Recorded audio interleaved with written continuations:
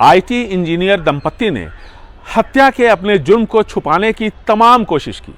साजिश कुछ इस तरह रची कि पुलिस भी उलझ गई, लेकिन तमिलनाडु की सेलम पुलिस ने इसे एक चुनौती के तौर पर लिया। फिर जो हुआ वो पुलिस की सूझबूझ और तकनीक के इस्तेमाल की एक मिसाल है। जांच का दायरा दक्षिण से उत्तर भारत तक फैला था। तमिलनाडु के सेलम जिले के संगगिरी के निवासियों को पुल के पास एक बड़ा सूटकेस दिखा। इन लोगों ने फौरन पुलिस को खबर दी। पुलिस ने सूटकेस खोला तो एक लड़की की लाश मिली, जिसके बदन पर कई जगहों पर जलाए जाने के निशान थे। पोस्टमार्टम से पता चला कि यह लाश किसी नाबालिग लड़की की है। उसका नाम, पता या फोन कुछ भी वहां नहीं था। पुलिस को सिर्फ लाश मिली थी, जो कि सूटकेस में पैक कर वहां फेंकी गई थी। यानी न कोई पहचान और न ही कोई दूसरा सुराग।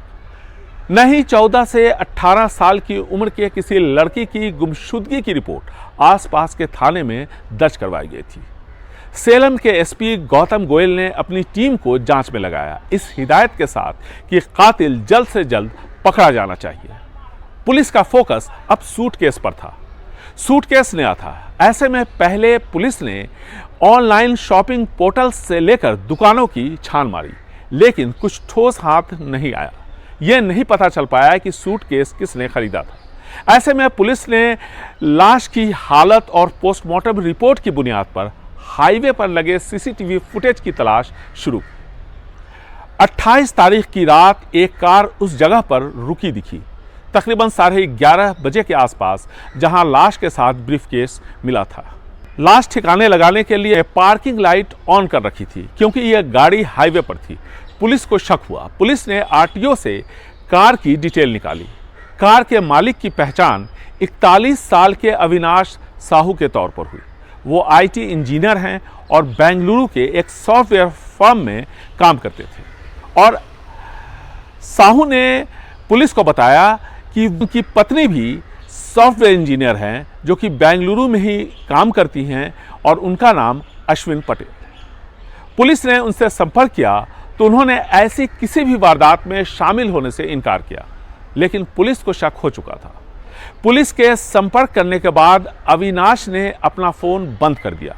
पुलिस ने इन पर नजर रखी तो फौरन एक क्लू मिला। पुलिस ने जब अविनाश से संपर्क किया तो अविनाश ने इसके फौरन बाद एक वकील से संपर्क किया, ताकि अगर वो गिरफ्तार हो तो अपना बचाव कर सके।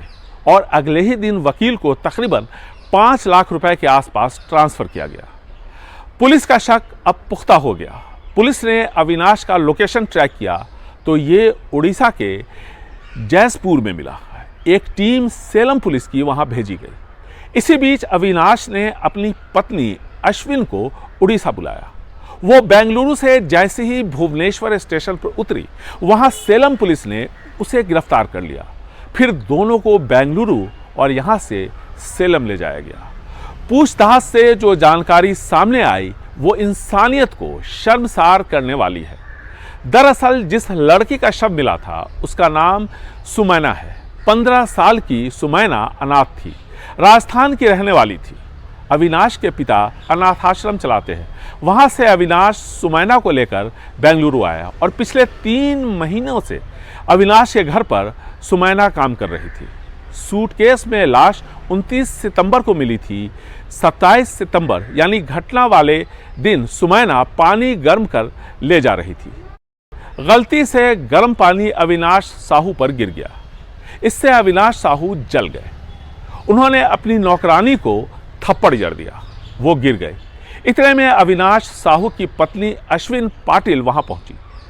उसे भी गुस्सा आया। उसने गर्म पानी अपनी नौकरानी पर फेंका और बेलन से सुमैना की पिटाई कर दी।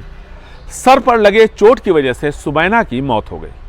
अविनाश की पत्नी अश्विन अपनी नौकरानी से काफी नाराज थी। उसका मानना था कि सुमैना खाना चोरी करती है और उसके 5 साल के बच्चे का ठीक से देखभाल नहीं करती है।